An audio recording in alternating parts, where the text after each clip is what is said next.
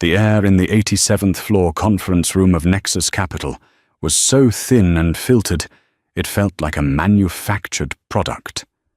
Julian Vance thrived in it. He sat at the head of a monolithic slab of obsidian, his suit a shade of charcoal so dark it seemed to drink the light. Across from him, a man named Michael Peterson, a partner whose firm had been with Nexus since the beginning, was sweating through his collar. "Julian, please," Michael said, his voice straining. 20 years. We built this city together, metaphorically speaking. Julian steepled his fingers, his expression one of serene, analytical calm. "And I appreciate that history, Michael. I truly do.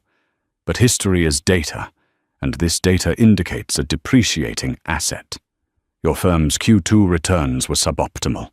The market demands efficiency. We're sunsetting our partnership to optimize synergy with a more dynamic portfolio." The corporate jargon was a shield, a scalpel he used to perform amputations without getting any blood on his hands. Michael wasn't a person. He was a suboptimal Q2 return. His 20 years of loyalty were a legacy asset being sunsetted. "You're destroying me," Michael whispered, the fight draining from him. "I'm maximizing shareholder value," Julian corrected him gently, as if explaining a simple math problem.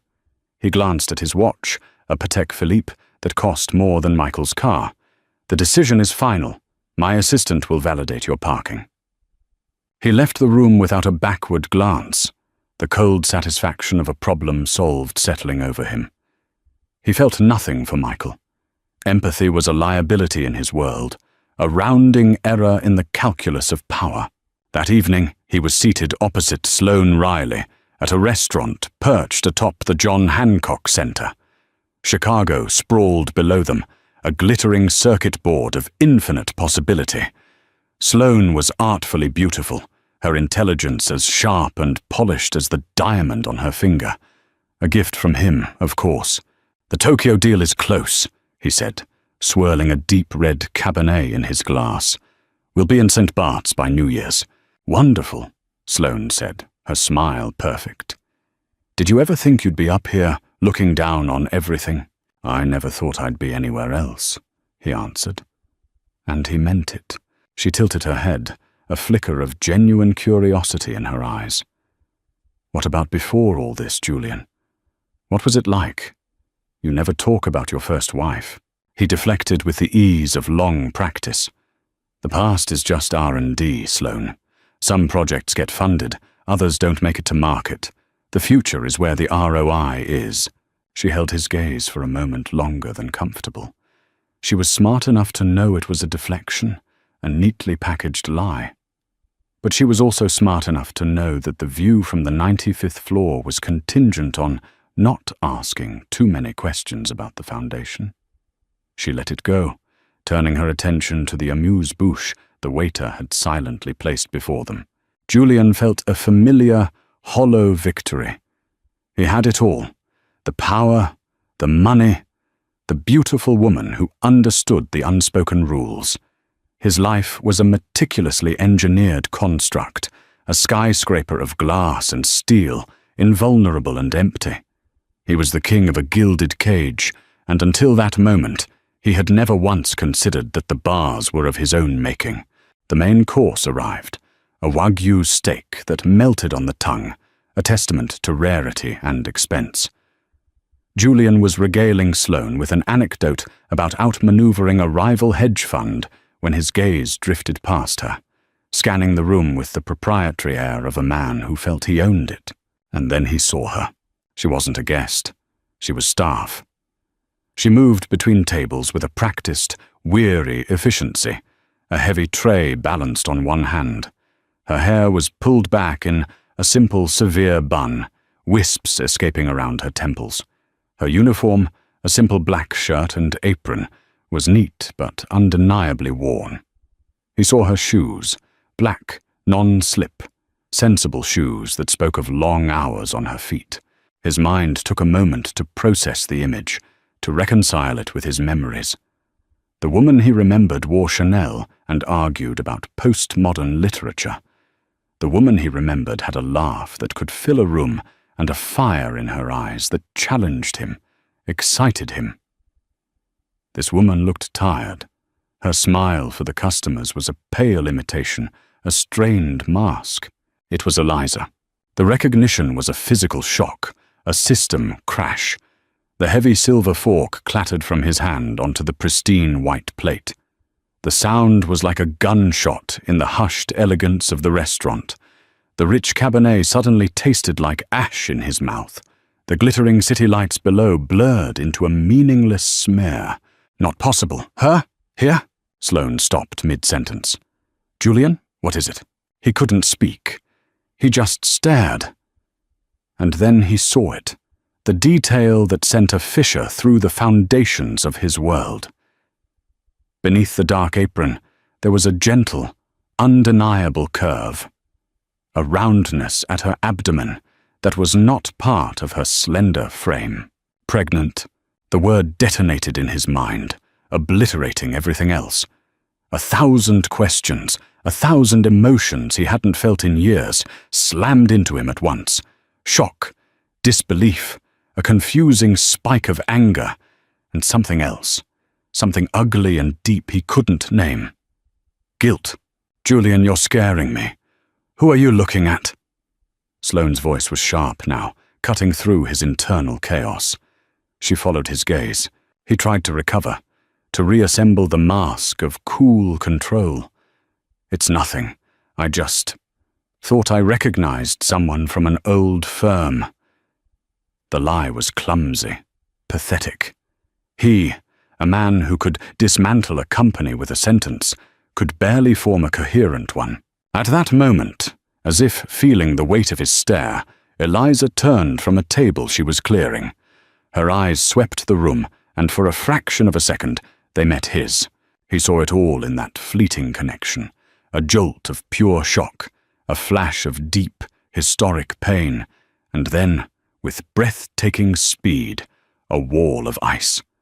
A cold, deliberate indifference descended over her features. She turned away, her back ramrod straight, and resumed her work as if he didn't exist, as if he were nothing. The dismissal was more profound than any argument they'd ever had. In that single chilling moment, Julian Vance, the master of his universe, felt utterly and completely erased, and the bars of his gilded cage, once invisible, suddenly felt very, very real. Sleep was impossible.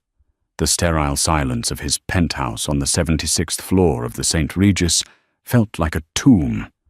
The city lights, usually a symbol of his dominion, seemed to mock him. He paced the marble floors, the image of Eliza's tired face and pregnant form burned into his retinas. At 2 a.m., he broke. He pulled out his phone and dialed the one number that had remained a constant through every iteration of his life. "Ben?" he said when the call was answered, his voice rough. Benjamin Cohen's voice was thick with sleep, but steady. "Jules? It's the middle of the night. What's wrong?" "I need you to find someone," Julian said, the words tumbling out. "Your PI, the best one. Her name is Eliza Vance. Well, Eliza Peterson now, I suppose. I need to know everything. Where she lives, what she's doing. Everything." There was a pause on the other end of the line, heavy with unspoken history. "I saw her tonight, Ben. Working as a waitress, and she's pregnant." Ben sighed, a long, weary sound that traveled through the phone. "All right, Jules. I'll make the call." Then, his voice lost its sleepy edge and became the firm tone of a friend who had earned the right to be blunt. "But I have to say it. I told you, Jules. I told you what you were throwing away. I was there." The words hung in the air, and Julian was suddenly transported back 2 years, not to a bedroom or a restaurant, but to the cold, impersonal conference room of a divorce attorney's office. Eliza sat across the table, her face pale, but her spine rigid. She wasn't crying. He almost wished she would. Crying was a weakness he understood. Her composure was a fortress he couldn't breach. "You'll be well taken care of, Eliza," his lawyer was saying, outlining a generous alimony package. Julian, impatient and eager to close this chapter, interrupted. "Just sign the papers. Take the money. It's more than you could ever earn on your own." Eliza's eyes, which had been fixed on a point on the wall, slowly moved to his. The fire he had once loved was still there, banked low, but burning hot. "I don't want your money, Julian. Don't be a fool," he sneered, stung by her rejection of the one thing he believed could solve any problem. "You're nothing without me. You gave up your career for me. What are you going to do now?" A small, sad smile touched her lips. It was the most devastating expression he had ever seen. "I'd rather be nothing on my own than everything of yours," she said softly. She picked up the pen, drew a sharp line through the entire alimony section, and signed her name at the bottom. She stood up, looked at him one last time, and walked out of the room, leaving him with a settlement that was financially a victory, but felt, in some inexplicable way, like a total defeat. The memory left him breathless. He had seen her pride as foolishness, her desire for a clean break as an emotional, irrational act. He had never once considered the strength it must have taken. The call from Ben came the next afternoon. Julian was staring out his office window, the city a grey, meaningless sprawl. "Got the report," Ben said, his voice all business. "Eliza Peterson lives in a 2-flat in Logan Square. She's working 2 jobs, the restaurant gig at night, and she does freelance copy editing during the day. No record of a new partner, no one else in her life." The timeline. "It works, Jules. I had the investigator confirm her date of separation from the court records. Give or take. The baby is yours." Julian closed his eyes. The floor of his office, 90 stories in the air, suddenly felt like it was falling away. It was real. A child. His child was growing inside a woman he had systematically broken, a woman who was working herself to exhaustion to survive, because he had told her she was nothing without him. The truth didn't set him free. It trapped him, a prisoner in a past he could no longer dismiss as a failed R&D project. While Julian's world was imploding, Eliza's was a study in quiet resilience. She sat in her small, clean apartment in Logan Square, the comforting aroma of Thai takeout filling the air. Opposite her, her friend Maya spooned green curry onto her plate. The apartment was furnished with second-hand finds and a few cherished pieces from her old life, a testament to her ability to build something beautiful from the rubble. "So you just saw him?" Maya asked, her eyes wide with concern. "With another woman?" Eliza nodded, slowly rubbing her lower back. "It was like seeing a ghost. A very well-tailored, expensive ghost. For a second, my heart just stopped. All that pain, it came rushing back. What are you going to do if he tries to contact you?" Eliza took a deep breath, her hand resting protectively on her belly. "Nothing. He doesn't exist in this world." "This world," she said, gesturing around the cozy room, "is mine. I built it. This baby is mine." Her voice was firm, but Maya could see the fear behind the resolve. "He didn't just break my heart, Maya. He dismantled me. He convinced me my ambitions were silly, that my career was secondary, that my only value was in how brightly I reflected his success. I can't let that man anywhere near my child." "He has a right to know, Maya said gently. "He gave up his rights when he sent those texts to other women while I was at home planning our future," Eliza retorted, a flash of the old fire in her eyes. "He gave them up when he called me a parasite to his friends. No, this is my one non-negotiable. He stays away. Meanwhile, Sloane Riley was proving she was far more than a decorative accessory. The image of Julian's shattered composure and the haunted look on the waitress's face had lodged in her mind like a splinter. She was a venture capitalist by training before she'd adopted the life of a professional girlfriend. She knew how to do her research. It didn't take long. A few targeted searches on social media, a discreet call to a friend who was a gossip columnist at Chicago Magazine. The story came together with sickening clarity. Eliza Peterson, the brilliant marketing strategist, Julian Vance's starter wife, whom he kept hidden from his new, glossier world. The woman who had simply vanished after the divorce. The next day, Sloane didn't go to the spa. She went to Julian's office at Nexus Capital. She walked past his assistant without breaking stride and entered his office, closing the heavy glass door behind her. Julian looked up, surprised. "Sloane, what a—" "Don't," she said, her voice calm and cold. She didn't sit down. She stood before his desk, her posture radiating a power he had never seen in her before. "Her name is Eliza. Your ex-wife. The one you told me was an amicable split." I did some digging. She was a VP of marketing at Ogilvy before she met you. She gave it up. For you. Julian's face was a mask of stone. "This is not your concern. It became my concern when you lied to my face while staring at your pregnant, abandoned wife who is working for minimum wage," Sloane said, her voice slicing through his defenses. She walked closer to the desk, leaning forward slightly. "I finally understand you, Julian. I've been watching you, trying to figure out what was missing behind the eyes. And now I know. It's a soul." She shook her head, a small, sad smile on her lips that was eerily reminiscent of Eliza's in the lawyer's office. "I looked at her last night, and I saw a dignity you will never be able to buy. You don't want a partner, you want an audience. And you're right, the past is R&D. She straightened up, her decision made. "Consider this my final report. Your character has a fatal design flaw. I'm divesting." She turned and walked out, her heels clicking decisively on the polished concrete floor. The silence she left behind was absolute.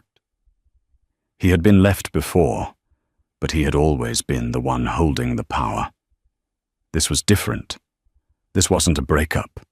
It was an indictment. Sloane hadn't just left him. She had seen him. And what she saw had made her run. The echo of Sloane's heels faded, leaving a silence in Julian's office that was heavier than any sound.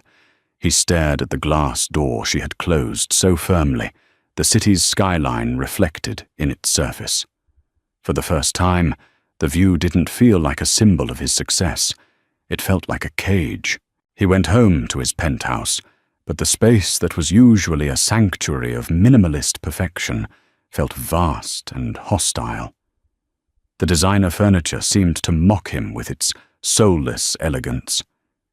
He poured a glass of Macallan 25, the amber liquid usually a comforting ritual.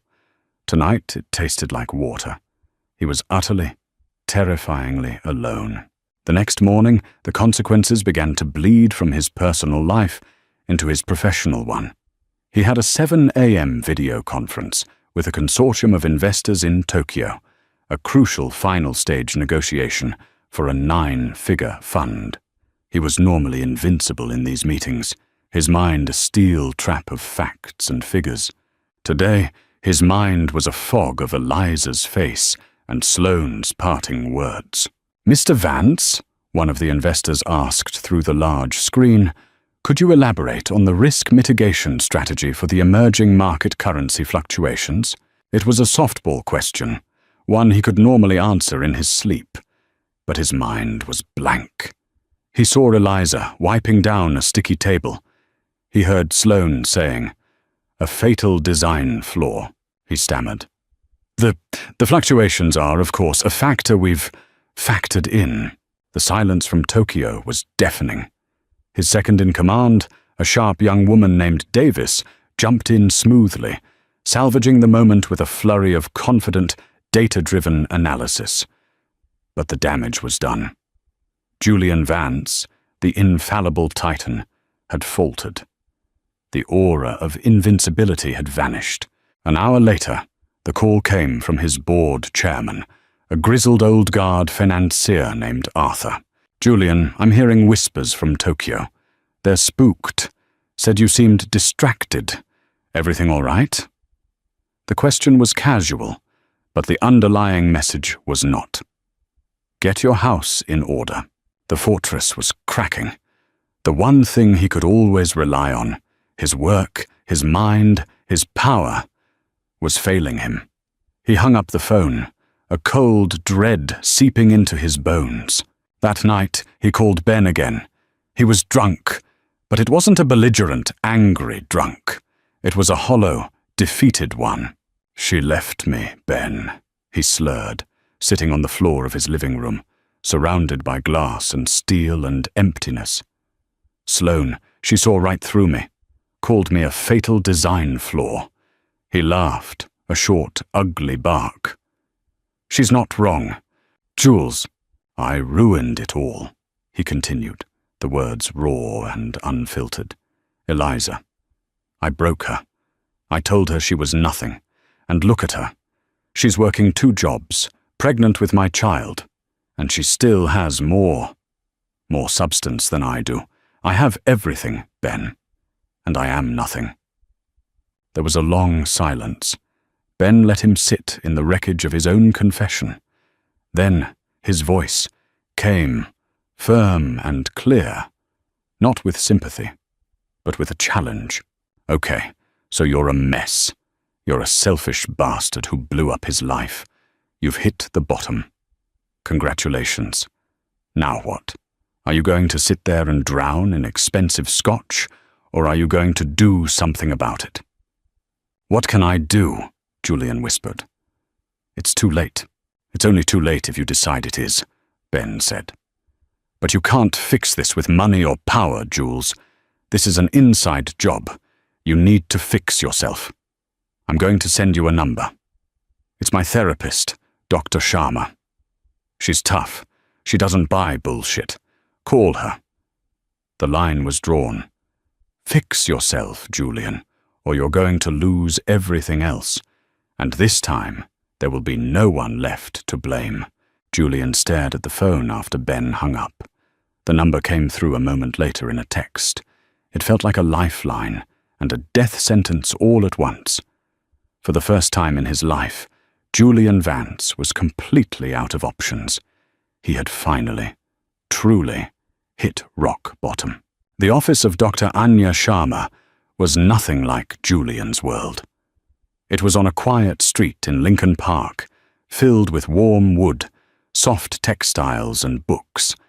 It smelled of old paper and chamomile tea. It was a room designed for vulnerability, and it made him deeply uncomfortable. "So," Dr. Sharma began, her voice calm and her gaze unnervingly direct.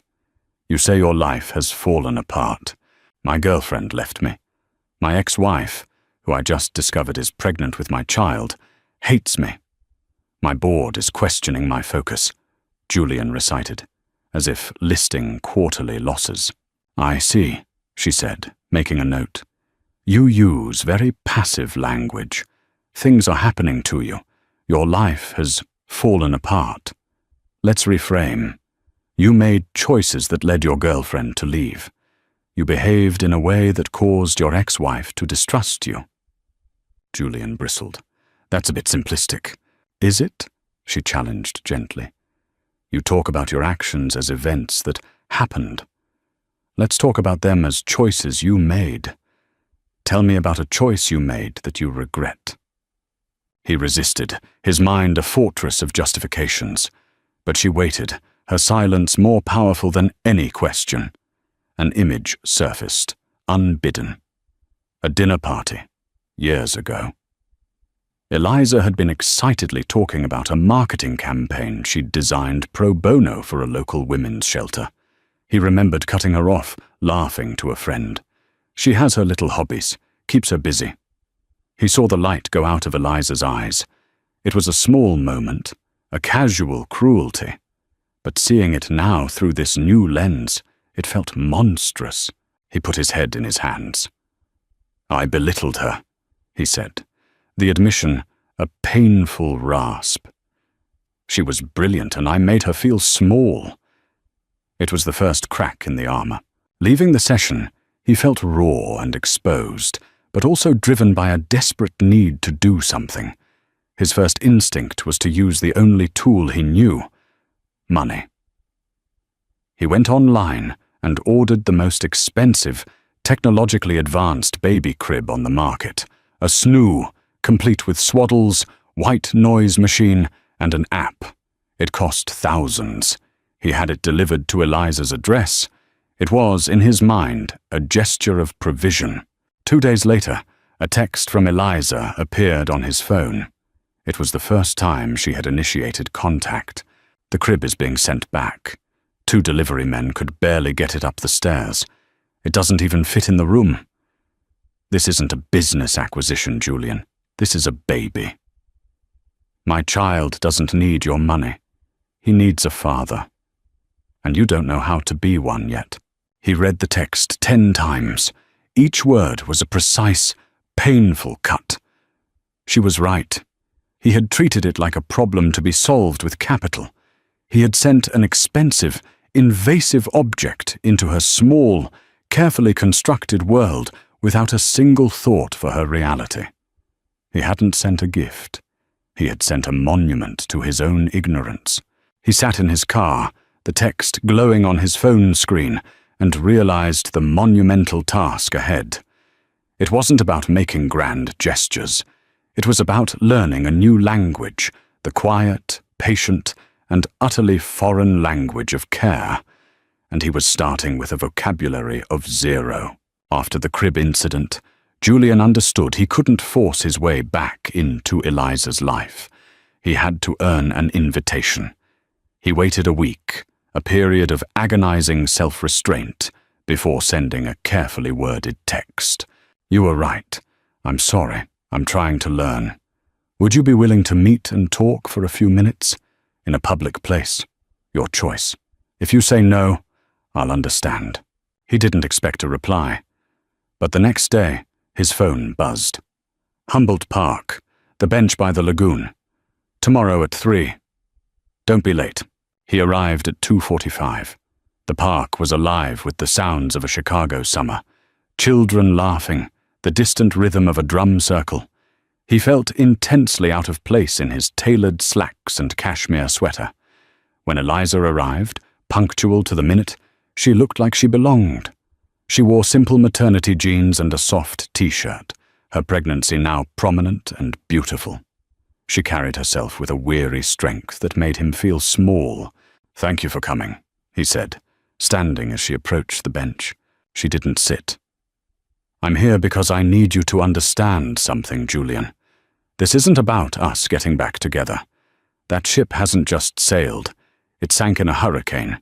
I know, he said, his voice quiet. I wanted to apologize, properly, for everything.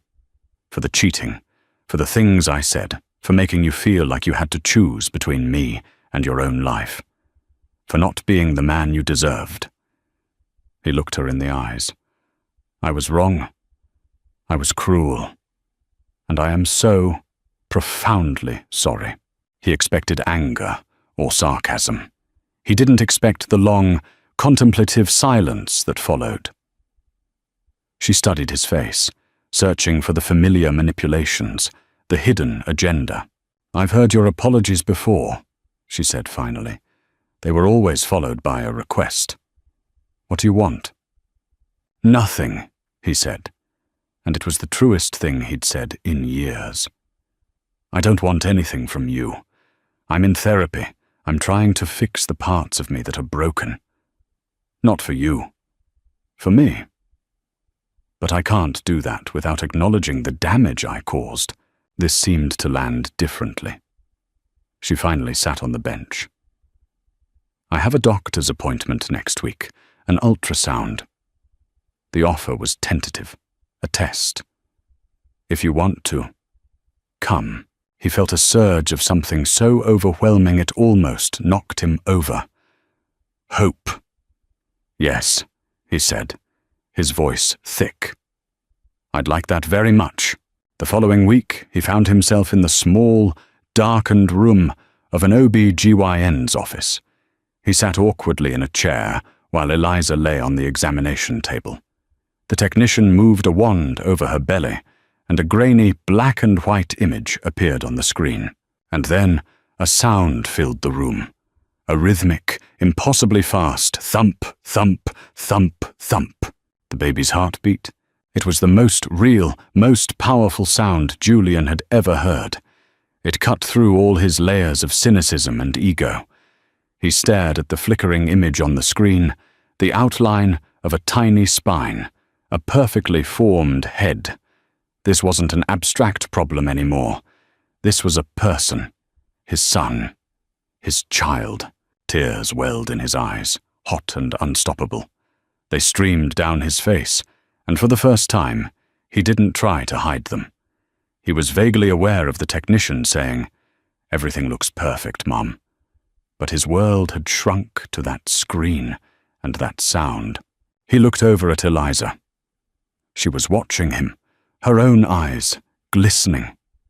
In that shared, vulnerable moment, watching the flickering image of the life they had created, the ice that had existed between them for so long began to show the first, faint signs of a thaw. It wasn't forgiveness. It wasn't love. It was a fragile truce, declared in the presence of a tiny, beating heart. The call came at 3:14 a.m. on a frigid October morning. It wasn't Eliza. It was Maya. "She's in labor. Prentice. She told me not to call you, but you need to be here, Julian. Get here." The drive to the hospital was a blur of panic and adrenaline.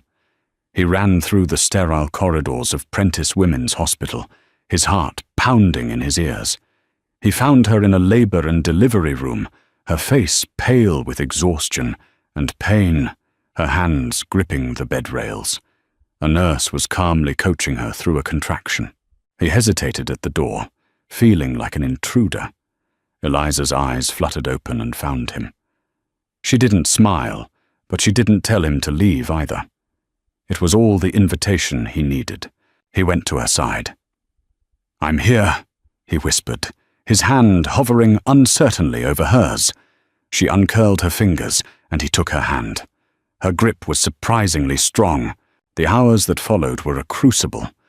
All the power and control that had defined Julian's life were useless here. He was not in charge. He was a witness, a supporter, a man completely humbled by the raw, primal power of birth. He listened to the nurses. He got Eliza ice chips. He wiped her brow with a cool cloth. When she cried out in pain, he held her hand tighter and murmured encouragements, the words coming from a place of pure instinct he didn't know he possessed. He wasn't a CEO. He was just a man, scared and in awe, trying to help the woman he loved through the hardest work of her life. After what felt like an eternity, after a final, monumental effort from Eliza, the room was suddenly filled with a new sound, the loud, lusty cry of a newborn baby. The doctor smiled. "Congratulations, you have a beautiful baby boy." The nurse cleaned the baby and wrapped him in a blanket before placing him on Eliza's chest. She looked down at the tiny, squirming creature, tears of exhaustion and joy streaming down her face. Julian watched them, his own breath caught in his throat, his heart feeling like it was breaking and healing all at once. After a few minutes, Eliza looked at him, her eyes impossibly soft. "Do you want to hold him?" He nodded, unable to speak. She carefully transferred the warm, precious bundle into his arms. He looked down at his son's face, the tiny, perfect nose, the wisps of dark hair. The baby, whom they would later name Leo, quieted in his arms, his eyes blinking in the new light. In that moment, holding his son, Julian felt the last of his old, broken self fall away. He looked at Eliza, the warrior who had brought this miracle into the world. "I love you," he said, the words stripped of all artifice, raw and true. "I think I never stopped, but I know I have to earn the right to say that to you again. I'll spend the rest of my life earning it, if you'll let me." Eliza didn't answer with words.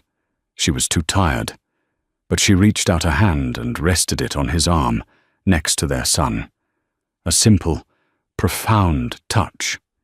It wasn't a promise of a future together. Not yet.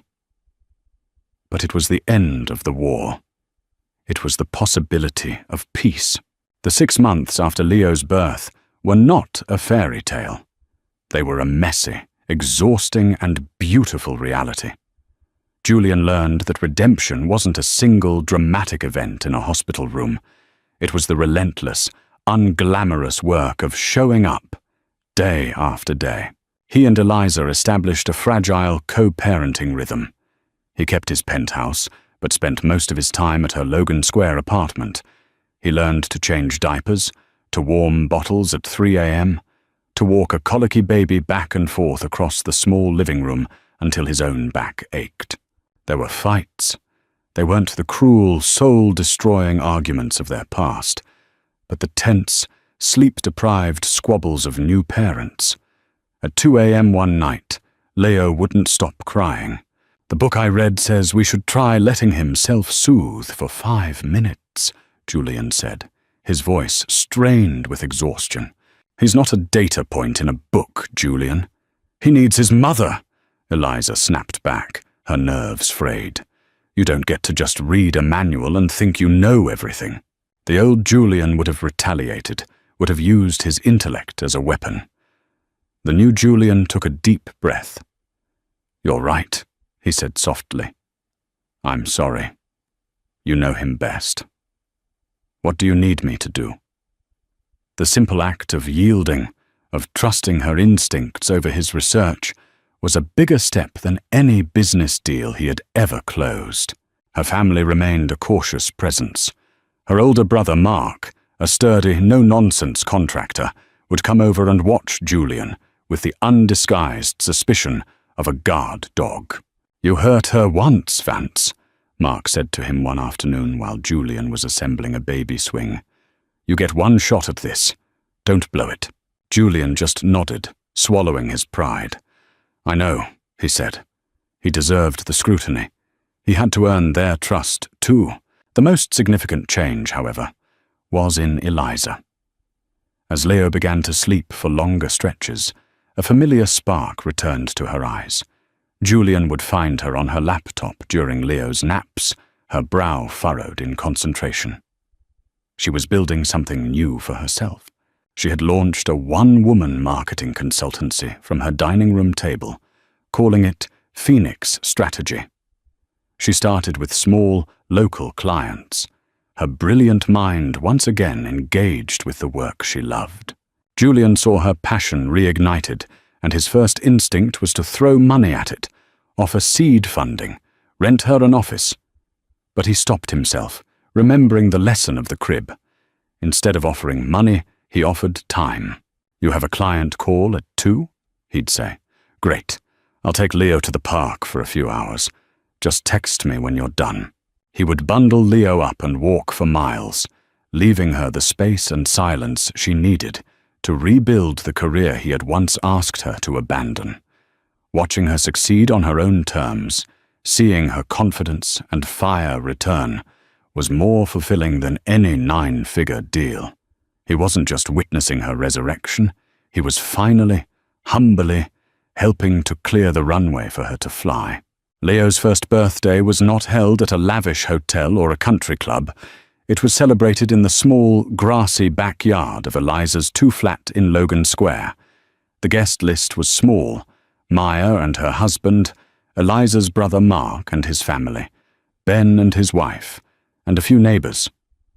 The decorations were a string of colourful balloons tied to the fence. Julian, wearing jeans and an apron that said "Grill Sergeant," was in charge of the burgers. Eliza, laughing as she wiped cake frosting off Leo's face, moved through the small crowd with a relaxed grace. They operated as a seamless team, moving around each other with the easy, unspoken rhythm of people who had navigated the trenches together. They didn't need to talk much. A shared glance, a small nod, was enough. As the afternoon sun began to dip lower, casting a golden glow over the yard, Julian watched Eliza. She was explaining something with animated hands to a client on the phone. Her consultancy was thriving, while simultaneously rocking a fussy Leo with her hip. She was powerful, brilliant, and tired all at once. And he had never loved her more. After the last guest had gone home, and a sleeping Leo was tucked into his crib, they stood together in the quiet kitchen, surrounded by the happy debris of the party. The air was warm and smelled of cut grass and charcoal. Julian picked up a stray paper plate. Eliza started rinsing a small cup in the sink. There was no grand declaration, no dramatic kiss. It was better than that. It was real. He moved behind her, not to embrace her, but to take the cup from her hand and place it in the dishwasher. His fingers brushed against hers. It was a small, simple touch, but it was filled with the weight of 1,000 shared nights, 1,000 diapers changed, 1,000 quiet apologies. She turned, leaning back against the counter, and looked up at him. Her eyes were clear, her smile was genuine. "We did it," she said softly. "We survived the first year." "You did it," he corrected her. "I just held on for the ride." "No," she said, her voice firm. She reached out and placed her hand on his chest, right over his heart. "We did it." In her eyes, he saw it all. The memory of the pain, the reality of the struggle, and the steady, quiet light of an earned trust. He covered her hand with his own. This was their new foundation, built not on the shifting sands of passion and power, but on the solid bedrock of shared effort, mutual respect, and a forgiveness that was practiced daily. He knew then that this was the real ROI. This quiet moment in this small kitchen with this incredible woman. It wasn't the explosive, blinding sunrise of a new love. It was something far more beautiful and enduring. It was the slow, steady, and magnificent light of an earned dawn, built together, piece by piece, long after the darkness had passed, in a world where billionaires seem to operate above the law. What happens when a 22-year-old waitress decides one has finally crossed the line? This isn't a fairy tale. It's the story of Clara Lawson. A young woman armed with nothing but her integrity and the day she single-handedly took on the heir to the Thorn Empire in the middle of a busy New York diner.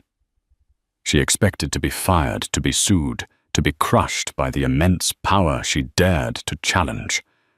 What she never ever expected was what came next. Forget what you think you know about power and money. The real story, the one that unfolded behind closed doors and in the deafening silence of a private helicopter, is more shocking than you can ever imagine. The Gilded Spoon wasn't just a diner. It was a relic, a stubborn anchor of authenticity in the ever-changing tides of Lower Manhattan. Its checkered floors were worn from a century of footsteps.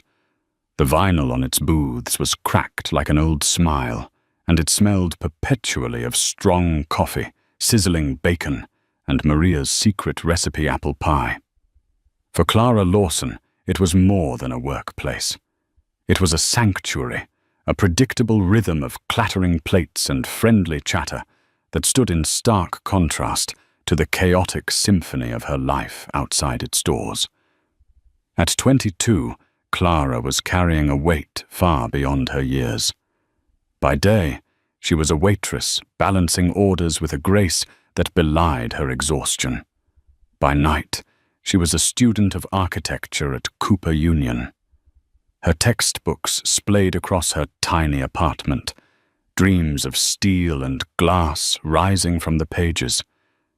Every dollar she earned was split 3 ways: tuition rent, and the ever-growing pile of medical bills for her younger brother Liam, whose battle with a rare autoimmune disease was a silent, relentless storm in their lives. The Gilded Spoon, with its steady hours, and Maria's understanding eyes, was the one place she could breathe. That Tuesday began like any other. The lunch rush was a controlled chaos of tourists wanting a real New York experience, and regulars who had been eating at the same counter for 50 years. Clara moved through it all with unpracticed ease, her mind a complex Rolodex of who wanted their coffee black and who was allergic to onions. The bell above the door chimed, but this time it felt different. It wasn't the cheerful jingle of a regular or the curious tinkle of a tourist.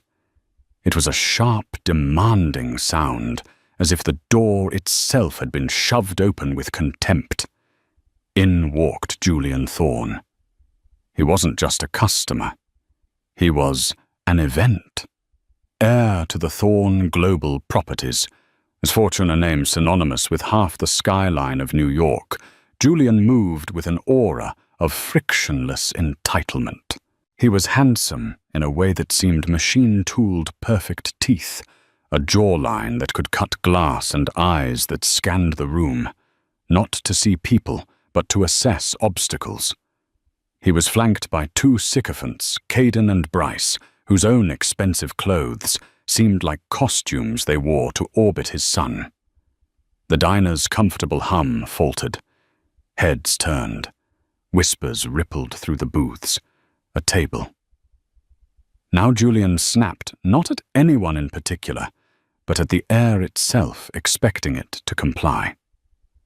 Maria, the diner's owner, and a woman whose 60 years had taught her to spot trouble from a mile away, started to move from behind the counter.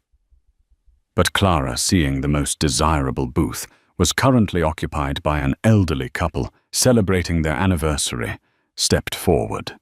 "Welcome to the Gilded Spoon," she said, her voice even and professional. "It will be just a few minutes for a booth, but we have space at the counter right now if you'd like."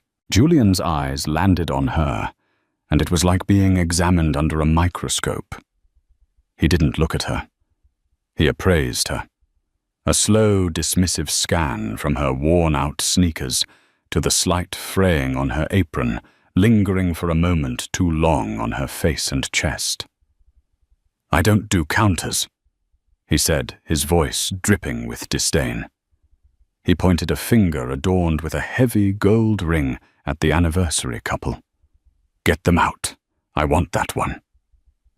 Caden and Bryce snickered. Clara felt a familiar hot spark of anger ignite in her chest.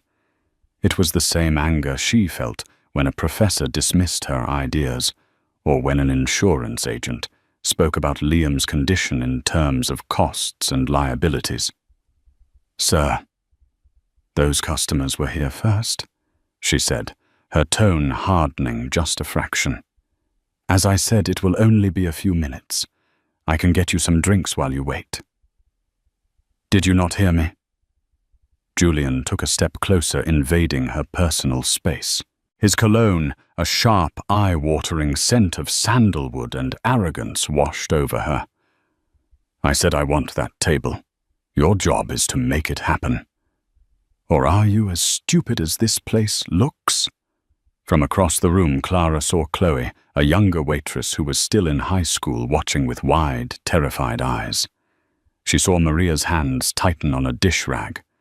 She saw the happy anniversary couple, now looking uncomfortable, their quiet celebration spoiled.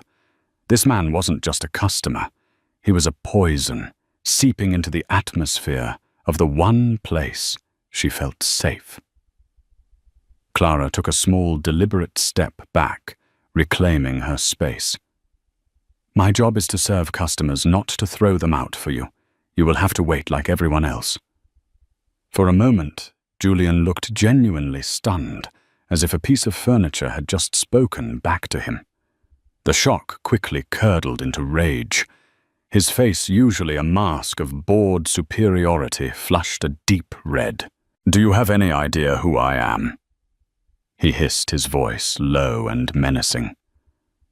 "I know exactly who you are," Clara replied, her voice just as quiet, but ringing with a clarity that cut through the tension. "And in here, you're just a customer. One who is being loud, disrespectful, and is currently at the back of the line." The entire diner was now silent. The only sound was the hum of the refrigerator. Julian's friends Caden and Bryce had stopped smirking. They looked nervous, glancing at the door, as if plotting an escape. They had seen Julian's temper before. Julian's eyes narrowed into slits. He saw this not as a simple disagreement, but as a fundamental challenge to his existence. Julian Thorne, was being denied something. He laughed a short, ugly bark. "Let's try this another way," he said. He reached into his pocket and pulled out a thick wad of cash, peeling off several $100 bills and throwing them on the floor between them. "For your trouble. Now get the geezers out of my seat." The money lay on the checkered tiles, a vulgar stain on the diner's simple decency. That was it, the final line. This wasn't about a table anymore. It was about human dignity. Clara looked from the money on the floor to Julian's smug face. She didn't raise her voice. She didn't need to. Her words were cold and hard as steel. "Pick it up," she said. What he scoffed. "Pick it up," she repeated, enunciating each word. "And then get out of this diner. We don't serve people like you here. Your money means nothing." Julian stared at her, his jaw working silently. The public humiliation was more than he could bear. He was used to people cowering, apologizing, fawning. He was not used to being commanded. With a snarl, he lunged forward, not towards the money, but towards her. He grabbed her arm, his fingers digging into her flesh like claws. "You're fired, you little." But the sentence was never finished.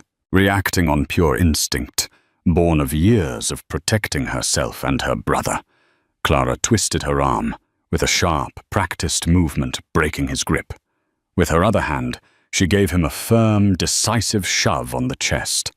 It wasn't a violent push, but it was so unexpected and so perfectly balanced that the arrogant billionaire, caught off guard, stumbled backward, crashing into a stack of high chairs near the door with a loud clatter.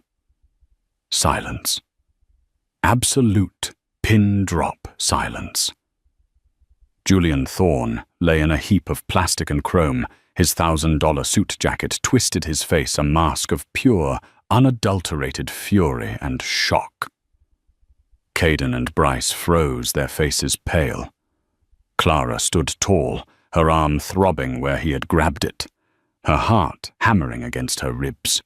She pointed a trembling but resolute finger towards the open door. I said, she announced, her voice ringing through the cavernous silence. "Get out!" Without a word, a humiliated Julian scrambled to his feet. He shot her a look of such venomous hatred it could have curdled milk, a silent promise of ruin. Then he turned and stormed out, his 2 lackeys scurrying after him like frightened rats. The bell on the door chimed softly as it closed, leaving a stunned diner in its wake. Clara stood there for a long moment, the adrenaline coursing through her veins. Then slowly, the enormity of what she had just done began to crash down upon her. She hadn't just kicked out a rude customer. She had kicked out Julian Thorne. She had declared war on an empire. The silence that followed Julian Thorne's chaotic exit was heavier than any noise. It was a vacuum filled with the unspoken fears of everyone present. The regulars stared, a mixture of awe and terror on their faces. The tourists looked like they had gotten a far more real New York experience than they'd bargained for. Chloe was still frozen by the coffee machine, her hands covering her mouth. It was Maria who broke the spell. She walked slowly from behind the counter, her face unreadable. She bent down, not with any sense of civility, but with a weary dignity, and picked up the $100 bills Julian had thrown. She walked over to the tip jar by the register and stuffed them inside. "That's for Chloe's college fund," she announced to the room, her voice firm. Then she turned to Clara, and for a terrifying second, Clara thought she saw disappointment in her eyes. She braced herself for the inevitable words. "You're fired. Do you know what you've done?" Instead, Maria gently took Clara's arm, turning it over to look at the red marks where Julian's fingers had dug in. "Go put some ice on that, honey," she said, softly. "I'll handle the floor."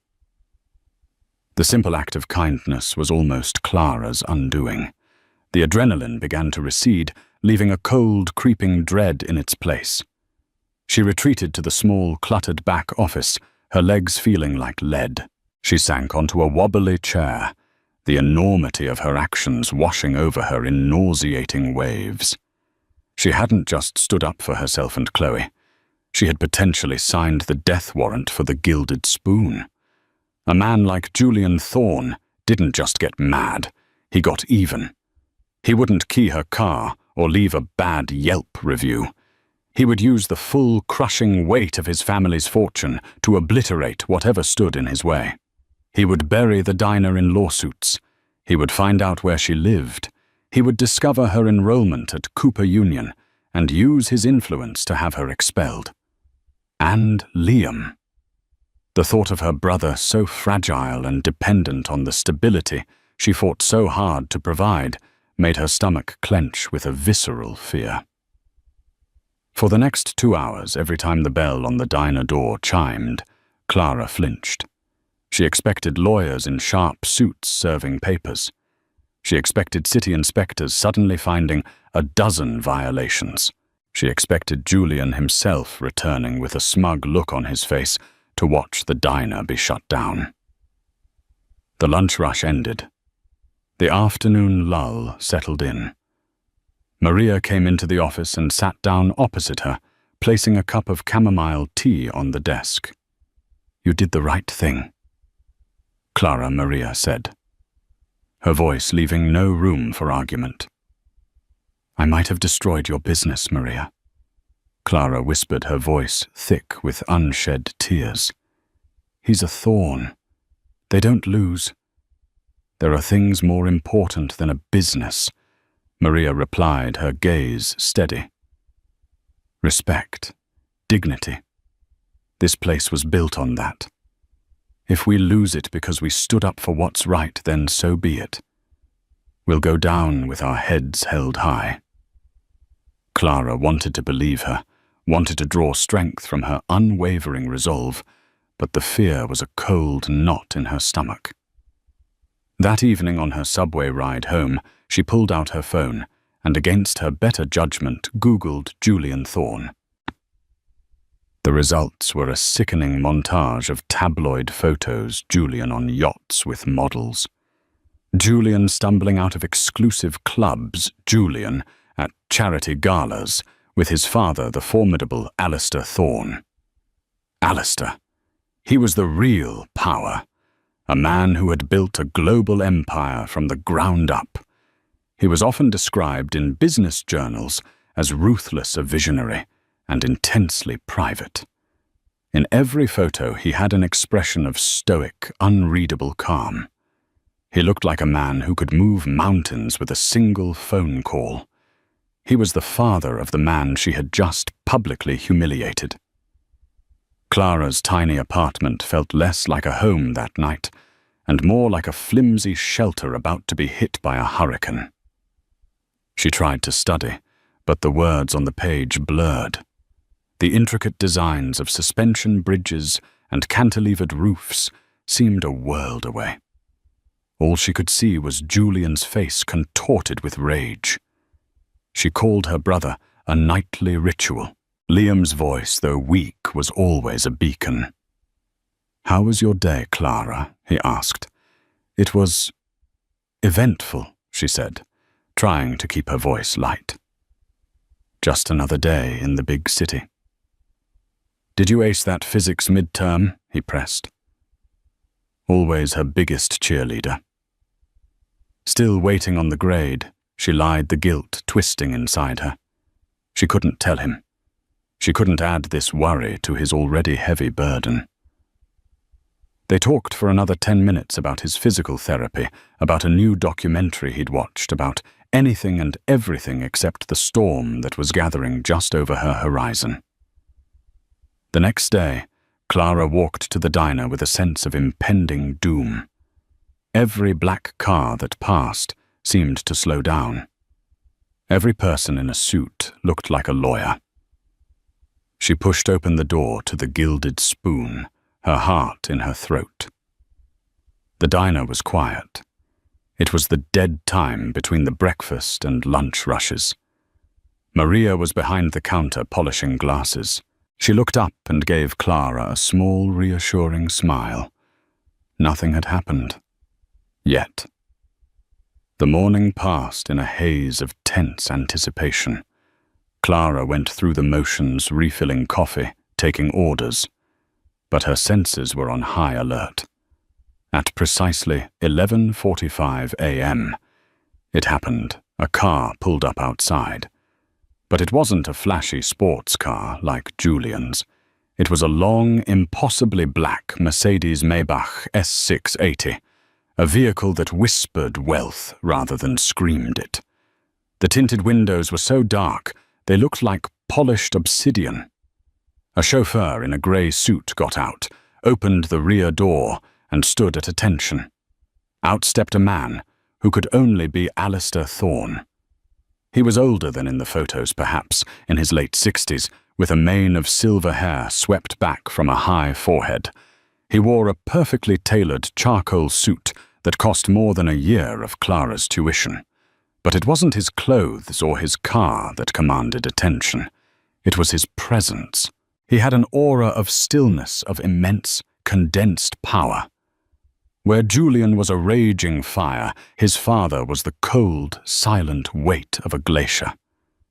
He didn't look angry. He didn't look at all. He simply walked to the door of the diner, the chauffeur holding it open for him, and stepped inside. The bell chimed. This time, it sounded like a funeral knell.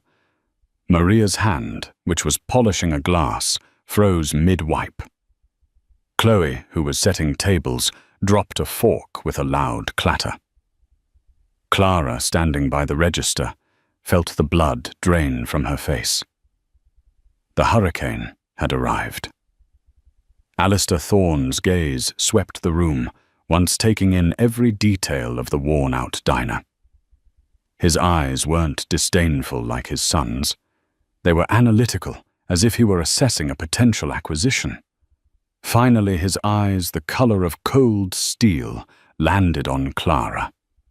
There was no flicker of recognition, yet she knew he knew exactly who she was. He walked towards her, his expensive leather shoes making no sound on the tiled floor. He stopped a few feet away. His silence was more intimidating than any threat Julian could ever have uttered. Clara's heart was pounding so hard, she could feel it in her ears. This was it. The end of the line. She braced herself, ready for the explosion. Alistair Thorne looked at her for a long, silent moment. Then he spoke. His voice was a low, gravelly baritone, the sound of old money and absolute authority. He didn't say, "You're fired." He didn't say, "You'll be hearing from my lawyers." He said, "Miss Lawson, I'm Alistair Thorne. You and I need to have a conversation." The air in the gilded spoon grew thick-heavy with the unspoken power Alistair Thorne radiated. Maria began to move protectively towards Clara, but a subtle, almost imperceptible shake of Clara's head stopped her. This was her battle. She had started it, and she would see it through. Mr. Thorne. Clara said, her voice surprisingly steady, despite the tremor in her hands. She met his gaze, directly refusing to be the first to look away. In his eyes, she saw none of his son's petulance, only an unnerving, calculating intelligence. "May we sit?" he asked. It was a question, but it had the weight of a command. He gestured towards the very booth his son had tried to claim, which was now fatefully empty. Clara nodded, her mind racing. What was his angle? A public dressing down, a meticulously planned legal threat delivered in person for maximum effect. She led the way to the booth, every nerve ending screaming.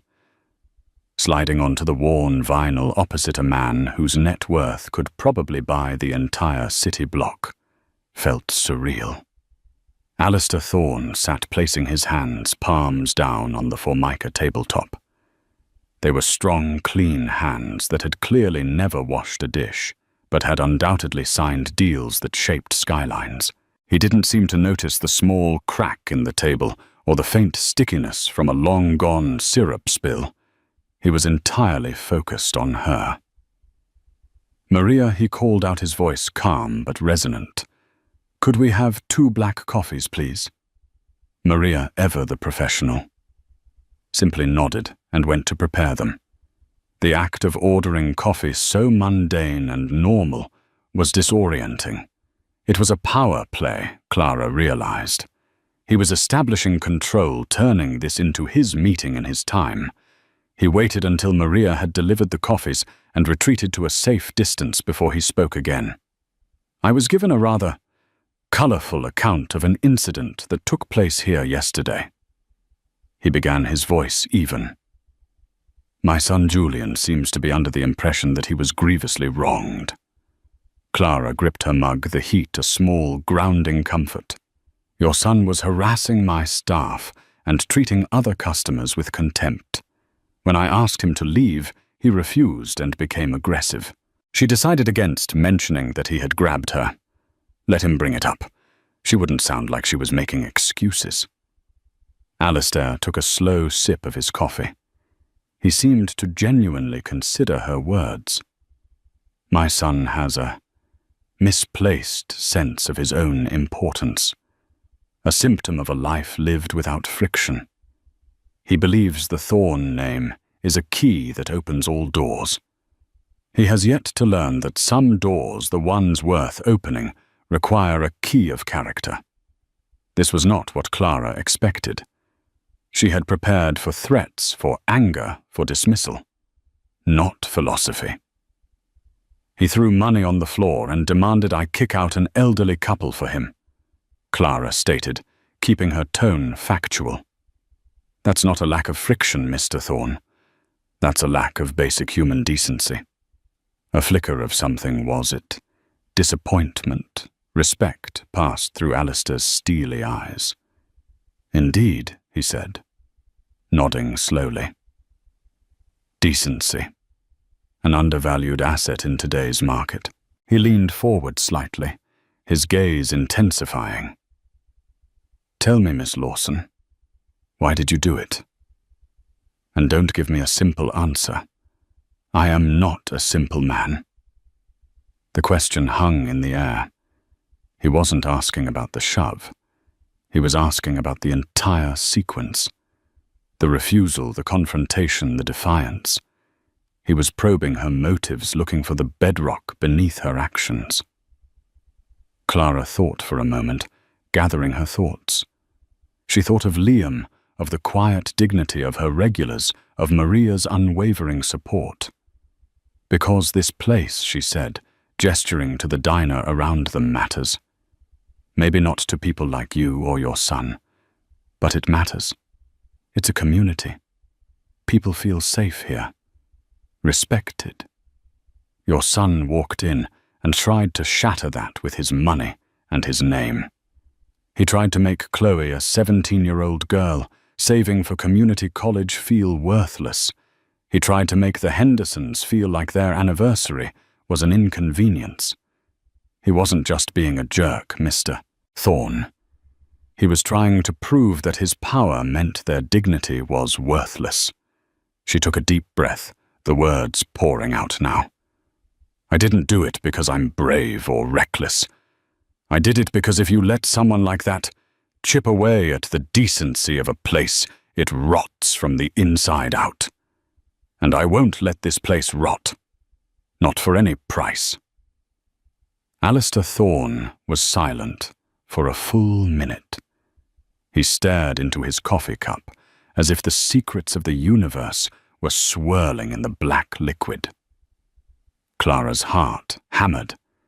Had she said too much? Had she just insulted him by proxy? Finally, he looked up and his expression had changed. The cold, analytical mask had softened, replaced by a look of profound, weary gravity. For 30 years, he said, his voice dropping to a near-confessional tone, I have tried to teach my son that lesson. I have tried to explain that our name, our wealth, is not a shield for bad behavior, but a responsibility. It is a tool. It can be used to build great things, or it can be used as a club to beat people into submission. He has consistently chosen to see it as a club.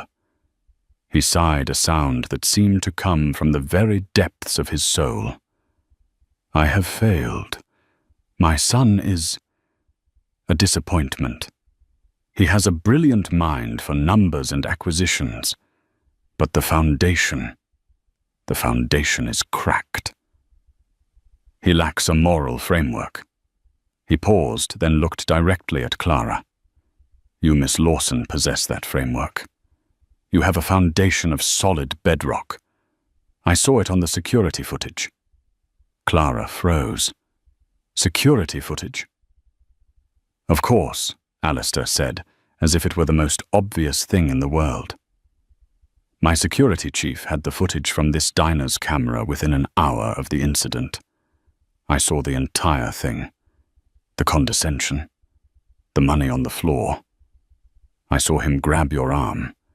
And I saw you defend yourself and your establishment with a composure I have not seen in my own boardroom. He leaned back, a calculated move.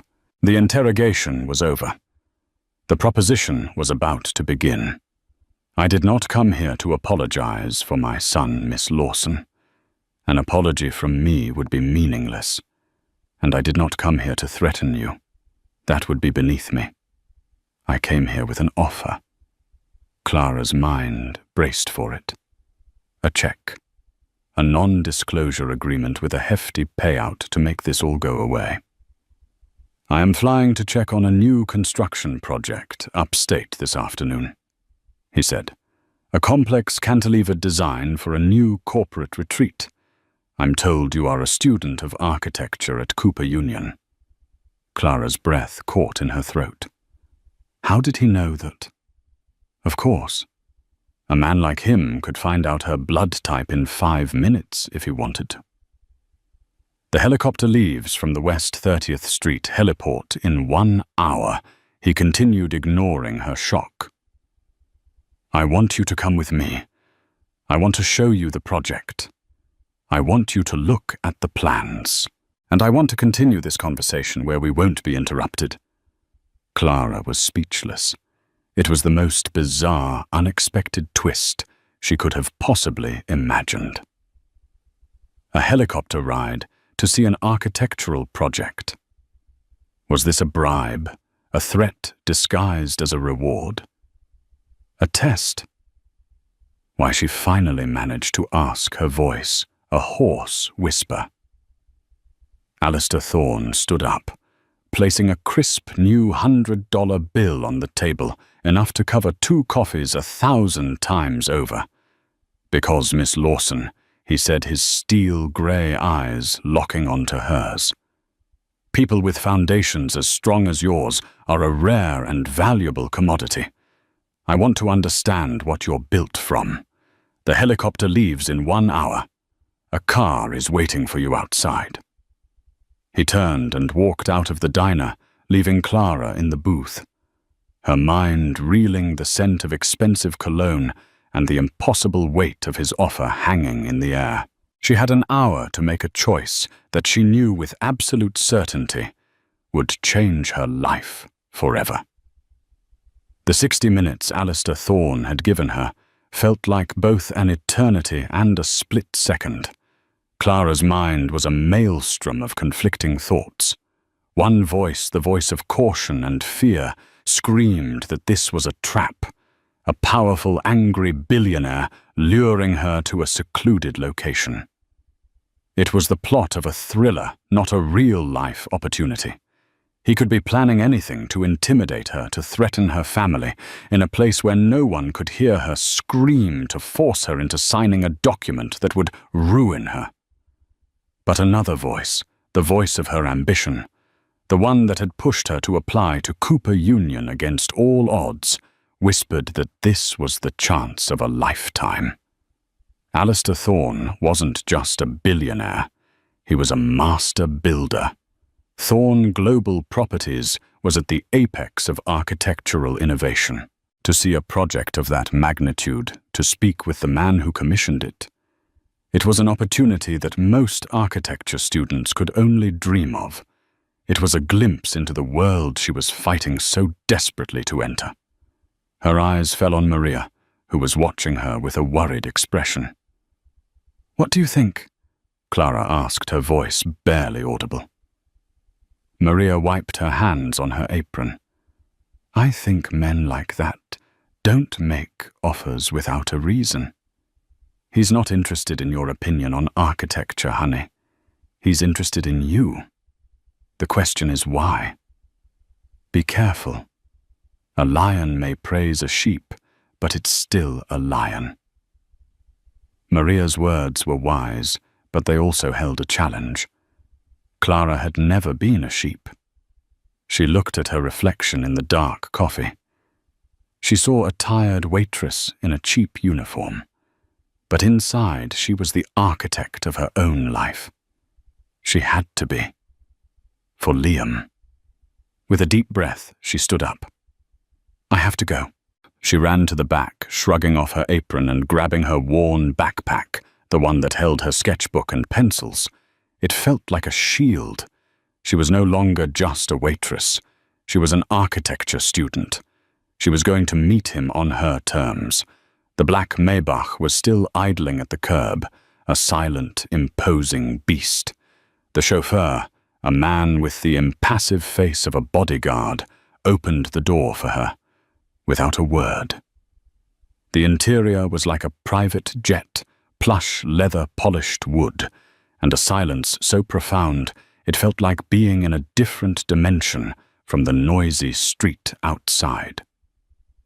The ride to the heliport was a blur of traffic and anxiety. Clara's heart pounded a frantic rhythm against her ribs. When they arrived, Alistair Thorne was waiting, standing beside a sleek black Augusta Westland AW-139 helicopter, its rotors beginning to spin with a low, powerful thrum. He had changed from his suit into a more casual but equally expensive cashmere sweater and slacks. He looked less like a corporate titan and more like a king surveying his domain. "Punctual. Another valuable asset," he commented as she approached, handing her a pair of noise-cancelling headphones. The flight was an experience in sensory overload. As the helicopter lifted off, the familiar grid of Manhattan sprawled below her like a living blueprint. It was the city she loved, the city she dreamed of shaping, seen from a perspective of incredible power and privilege. She could see the iconic skyscrapers, some of which bore the Thorne name, piercing the clouds. It was intoxicating and terrifying. Alistair pointed out landmarks, not as a tour guide, but as a general reviewing his territory. Through the headphones, his voice was a calm, clear presence in the roaring chaos of the rotors. "Look there," he said, pointing to a new, impossibly thin residential tower near Central Park. "Engineered support structures. We had to sink caissons 200 feet into the Manhattan schist. A foundation problem. Everything Miss Lawson always comes back to the foundation." Clara found her voice. "The lateral load must be immense. You'd need a significant tuned mass damper to handle the wind shear at that height." Alistair turned to look at her, a genuine spark of surprise in his eyes. He had expected a passenger. He had gotten a peer, however junior. "We do. A 600-ton pendulum. You've done your reading." "I'm not just a waitress, Mr. Thorne," she replied, her confidence growing. In this realm, the realm of design and structure, she wasn't out of her depth. They flew for another 20 minutes, leaving the city behind for the lush green expanse of the Hudson Valley. They finally descended towards a clearing in a dense forest where a stunning structure was taking shape. It was a building of glass, steel, and dark wood that seemed to jut out from a granite cliff face suspended over the trees below. It was daring, beautiful, and a breathtaking feat of engineering. They landed, and as they walked towards the construction site, Alistair began to talk. He spoke of stress points and materials, of the challenges of building on a sheer rock face, of the interplay between light and shadow. Clara listened enthralled, interjecting with questions about the structural integrity and the environmental impact, her sketchbook already in hand, her pencil flying across the page. They stood on a temporary platform overlooking the valley, the view majestic. The air was crisp and clean. It was a world away from the greasy air of the Gilded Spoon. "What do you think?" Alistair asked. "It's audacious," Clara said honestly. "It defies gravity. It's a statement." "And what is the statement?" he pressed. "That with a strong enough anchor," she said, looking at the massive steel bolts drilled deep into the cliffside, "you can build anything. You can reach out into the void without fear." Alistair smiled, a rare, genuine smile that briefly transformed his severe features. "Precisely. And that Miss Lawson brings me to the real reason we are here." He turned to face her, the wind whipping at his silver hair. The pleasantries were over. The test had arrived. "I have an offer for you, and it has nothing to do with a helicopter ride. I am prepared to pay for the remainder of your tuition at Cooper Union. All of it. Furthermore, I am offering you a paid senior-level internship at Thorne Global Properties, working directly with our lead design team. You will have access to projects and minds that will put you a decade ahead of your peers. I will also take care of your brother's medical expenses. All of them. In their entirety." Clara's world tilted on its axis. Every single one of her burdens. Tuition. Liam's health, her future, was being lifted in a single sentence. It was a rescue, a golden ticket, a dream so fantastical she couldn't have dared to imagine it. Her mind instantly went to Liam, to the relief, the freedom from worry this would give him. Tears pricked at her eyes, but she remembered Maria's words. "A lion may praise a sheep." "What's the catch?" she asked, her voice shaking slightly. "What do you want from me in return?" Alistair's smile vanished, replaced by that same look of intense, serious gravity from the diner. "I want you to work on a project for me. A rehabilitation project." He paused, letting the weight of his next words sink in. "The project is my son. You will be placed on Julian's team. He is overseeing a new development in Hudson Yards. You will be his subordinate, officially. You will report to him. But your real report will be to me. I don't want you to be his friend. I don't want you to be his teacher.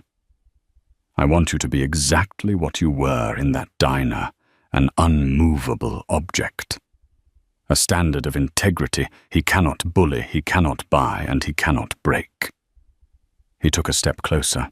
I have given my son every advantage, every tool except for one, a worthy adversary. A consequence.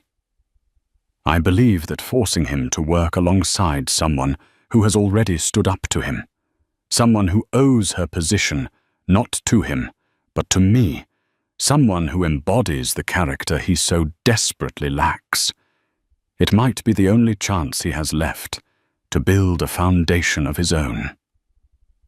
Clara stared at him horrified. It wasn't a golden ticket. It was a sentence. He wanted to use her. He wanted to put her in a cage with the very man who had assaulted and humiliated her, and he wanted to watch what would happen. He was offering to save her life, but the price was to step back into the lion's den every single day. "You're asking me to be bait," she said, the words tasting like ash. "I'm asking you to be a benchmark," he corrected, his voice cold as the steel bolts in the rock beside them. "I'm offering you the world, Miss Lawson. Your future, your brother's health. In return, I need your strength. The choice is yours." The wind on the cliffside was a wild, clean thing, whipping at Clara's worn jacket and clearing her head. Before her stood a man who held the keys to a kingdom she had only ever seen from the outside, and he was dangling them right in front of her. The structure they had just toured, a breathtaking marriage of audacity and engineering, seemed to pale in comparison to the structure of the offer he was now building in the air between them. "I am offering you a path, Miss Lawson." "Alistair Thorne," said his voice, a low counterpoint to the rushing wind, "one that bypasses the years of struggle, of debt, of fighting for recognition. I am prepared to fund the entirety of your remaining tuition at Cooper Union. Not a loan, a grant. Furthermore, I am offering you a paid senior-level internship at Thorne Global Properties. You would not be fetching coffee. You would be working alongside our lead design team on the Hudson Yards redevelopment. You will have access to resources, minds, and projects that will place you a decade ahead of your peers." Clara's world, which for years had been a precarious balancing act on a knife's edge, suddenly felt solid under her feet. The words washed over her, each one a balm on a deep, persistent wound. Tuition paid. The crushing weight of debt, the constant fear of not being able to finish her degree, vanished. Paid internship. An end to the grueling double life of waitress and student, an end to choosing between a new textbook and a decent meal. She saw for a dizzying second a future unburdened by financial terror. Then he delivered the final heart-stopping blow. "I will also assume complete financial responsibility for your brother's medical care. All of it. The treatments, the consultations, the hospital stays. Whatever he needs from whomever he needs it, wherever in the world that may be." That was the moment her defenses crumbled. The image of Liam, not gaunt and tired in his small bedroom, but healthy and vibrant, flooded her mind. The constant sickening knot of dread in her stomach, the one that tightened every time the phone rang with a call from a doctor or an insurance agent, simply dissolved.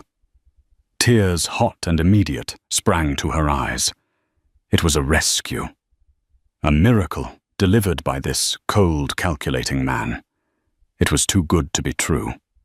She looked at him, her heart overflowing with a desperate, burgeoning hope. This man, for whatever reason, was her savior. She remembered Maria's warning, a faint echo from another lifetime. A lion may praise a sheep, but it's still a lion. Her nascent gratitude was tempered by a sliver of caution. Why she finally managed to ask, her voice thick with emotion. No one does something like this for nothing. What is the catch, Mr. Thorne? What could you possibly want from me in return? Alistair's expression remained unreadable, but a subtle shift occurred in his posture. The benevolent benefactor retreated, and the ruthless strategist returned. The warmth of the offer receded, replaced by the chill of a transaction. I do in fact require your services for a project, he said. A rehabilitation project of sorts. A structure that has been built with the finest materials, but suffers from a profoundly flawed foundation. He paused, letting the architectural metaphor settle before delivering its true meaning. The project is my son. The air rushed out of Clara's lungs. The beautiful future he had just painted cracked and shattered like fragile glass. What are you talking about? She whispered, though she already knew. You will be placed on Julian's team for the Hudson Yards project. Officially, you will be his subordinate, a junior member of his staff. You will attend his meetings. You will take his direction. Alistair explained, his tone clinical. But your true purpose will be different. Your real report will be to me. I don't want you to befriend him. I don't want you to counsel him. I want you to be precisely what you were in that diner, an unshakable standard. A presence of integrity. He cannot bully, he cannot buy, and he cannot break. He took a step closer, his shadow falling over her. I have spent a fortune and a lifetime trying to instill character in him. I have failed. I believe that forcing him into close professional proximity with someone who has already bested him, someone whose position is owed entirely to me, and is therefore untouchable by him, someone who embodies the principles he scoffs at, it may be the only chance he has left to develop a moral core. Clara stared at him, a cold, sickening horror creeping up her spine. This wasn't an act of generosity. It was an experiment, a cruel, manipulative game where she was the primary instrument. The helicopter, the architectural tour, the life-altering offer, it was all an elaborate prelude to this. He wanted to use her trauma, her strength, as a tool to fix his broken son. You're asking me to be bait, she said, the words tasting like ash. The image of Julian's face contorted with rage as he grabbed her arm, flashed in her mind. He wanted her to willingly walk back into that. I'm asking you to be a benchmark, he corrected, his voice sharp. The horror curdled into fury. No, she said the word, a small explosion. Absolutely not. Do you have any idea what you're asking? That man assaulted me. He humiliated my friend. He is a walking embodiment of disrespect and entitlement. You want me to sit in an office with him every day, to subject myself to his arrogance and his temper, to wait for the moment he decides to lash out again. You aren't trying to build his character. You're using me as his punching bag. She expected him to be angry to rescind the offer.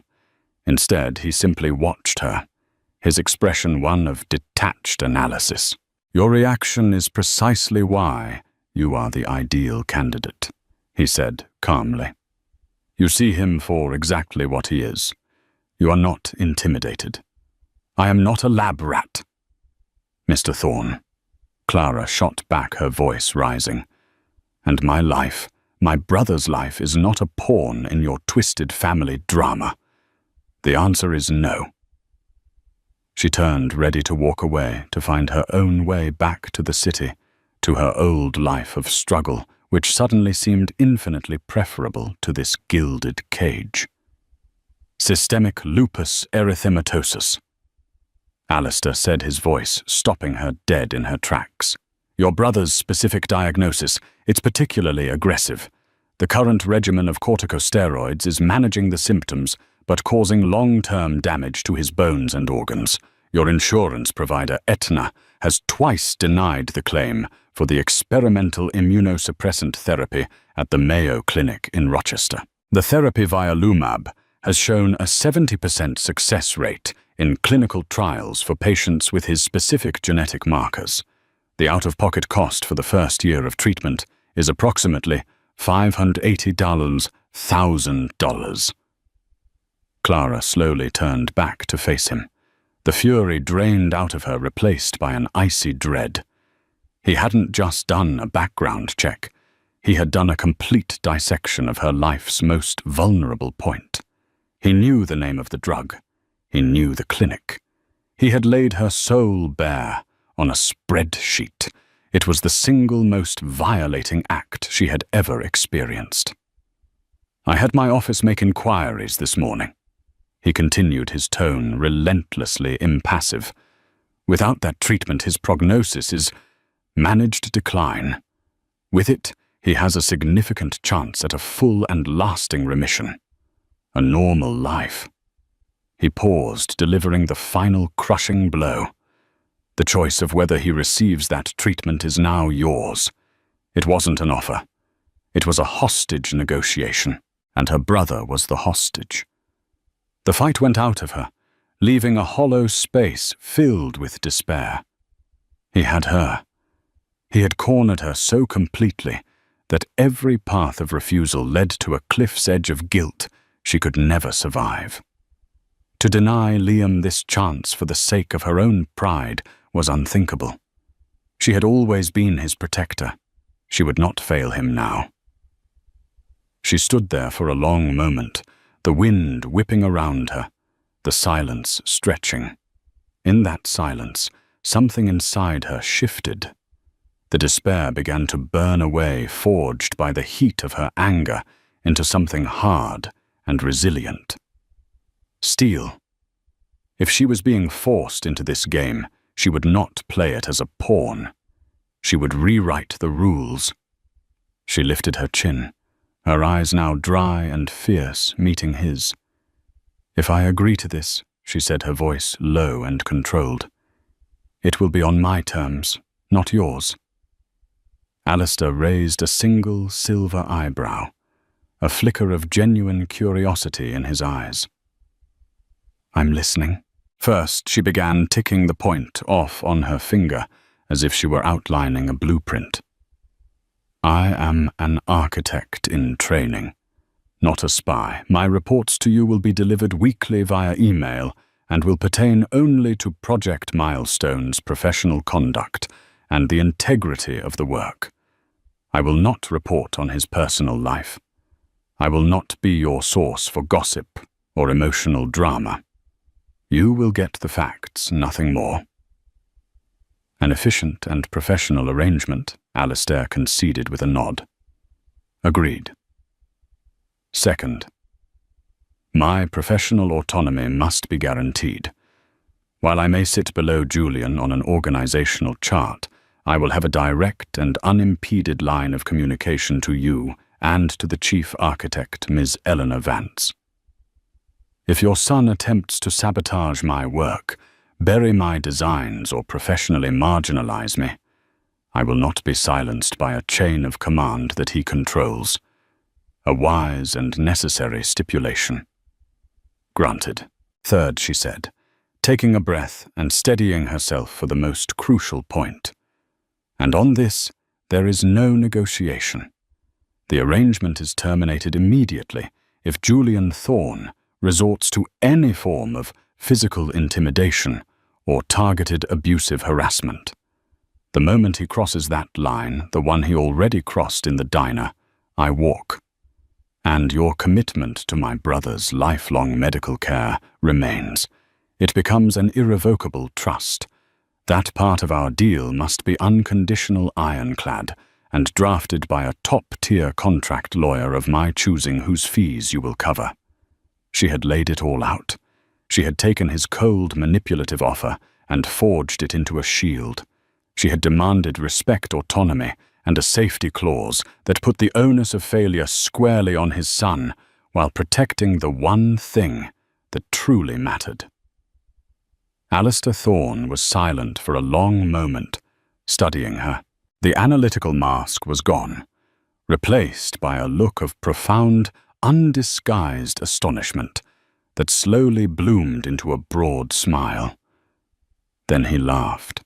It was not a polite chuckle. It was a deep, booming laugh that seemed to echo across the valley. Magnificent, he declared, his eyes shining with genuine admiration. Absolutely magnificent. I bring you to a cliff's edge, leverage your family's health, and present you with an impossible choice. And you don't just surrender, you counter-negotiate with the precision of a seasoned attorney. You build your own fortifications. He shook his head in wonder. You, Miss Lawson, are the real deal. He extended his hand. You have a deal on every single one of your terms. Draw up the list of lawyers. My office will be in touch. Clara looked at his hand. Shaking it no longer felt like a surrender. It felt like an armistice, a treaty signed between two formidable powers. She placed her hand in his, and his grip was firm and final. A contract with the devil had been signed, but she had managed to write her own clauses in the fine print. The flight back was different. The city that sprawled below was no longer just a dream. It was a battlefield she was about to enter, armed with a billionaire's backing and her own unshakable will. Her last shift at the Gilded Spoon was a haze of poignant goodbyes. When she explained to Maria that she'd been offered an unbelievable internship, the older woman hugged her, her embrace smelling of cinnamon and strength. I knew he saw fire in you, Clara, Maria whispered fiercely. Just don't let that world of cold glass and sharp edges put it out. Remember the warmth of this place. Remember what you're made of. The next Monday, Clara rode a silent, brushed steel elevator, 60 floors into the sky. She stepped out into the cathedral-like quiet of Thorne Global Properties. It was a universe of polished concrete, seamless glass walls and hushed, focused energy. The only sound was the distant hum of the city below. After a brief orientation, she was led to a sleek white desk in a vast, open-plan space. Her eyes scanned the area, and then she saw him. Julian Thorne stood across the expansive room, leaning over a holographic model surrounded by his team. He looked confident, powerful, and utterly at home. He was a prince in his castle. Then his gaze swept across the office and snagged on her. The confident smile on his face froze, then melted away. His posture straightened his body, going rigid with disbelief. Clara watched as a kaleidoscope of emotions flickered across his face, utter shock, then confusion, which quickly curdled into a dark, familiar rage. He wasn't just looking at a new intern. He was looking at the living ghost of his most public and profound humiliation, inexplicably resurrected in the heart of his own empire. Clara held his gaze. She didn't smile. She didn't scowl. Her expression was one of placid, professional neutrality. Inside, her heart hammered against her ribs, but her exterior was a mask of calm resolve. She gave him a single deliberate nod, a minute almost imperceptible gesture of acknowledgement, a colleague to a colleague. The message, however, was as clear as the glass walls surrounding them. I'm here. I'm not a waitress anymore.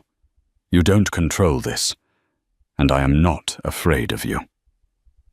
Julian's jaw tightened, his knuckles turning white as he gripped the edge of the table. To everyone else, it was just a new employee starting her first day. But to the two of them, It was the opening bell of a war no one else knew had been declared.